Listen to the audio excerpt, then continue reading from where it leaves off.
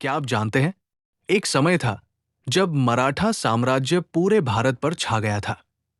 दिल्ली से लेकर दक्षिण तक सिर्फ मराठों का डंका बजता था। लेकिन फिर ऐसा क्या हुआ कि जिन मराठों से मुगल भी कांपते थे, वे ब्रिटिशों के सामने टिक न सके। आइए जानते हैं कैसे अंग्रेजों ने मराठों का हमेशा के लिए अंत कर दिया। मराठों की शक्ति और विस्तार।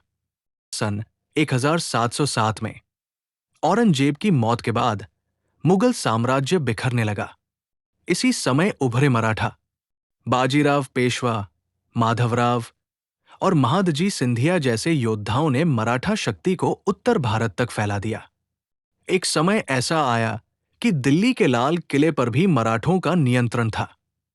पर जितनी तेजी से साम्राज्य फैला, उतनी ही तेजी से दरारें भी पड़ने लगी। आंतरिक फूट और ब्रिटिश चालें। ब्रिटिशों ने सीधी लड़ाई नहीं की, उन्होंने मराठों को आपस में लड़वाया। पेशवा बाजीराव द्वितीय, सिंधिया, भोसले और गायकवाड़, इन सभी मराठा सरदारों के बीच सत्ता की लड़ाई चल रही थी। इसी का फायदा उठाया अंग्रेजों ने और फिर शुरू हुआ अंग्रेज मराठा युद्धों का दौर। 3 युद्ध और एक अंत। पहला युद्ध 1775 से 1782 मराठों की जीत हुई, लेकिन अंग्रेजों ने अपनी रणनीति समझ ली।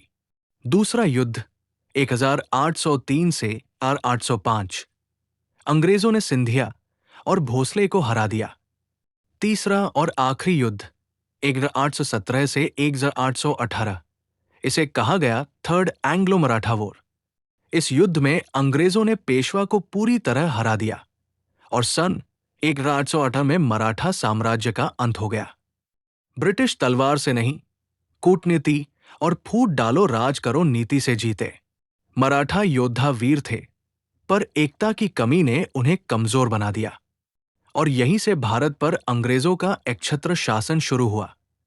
लगभग 130 वर्षों तक इतिहास हमें यही सिखाता है, अगर एकता नहीं तो ताकत भी किसी काम की नहीं।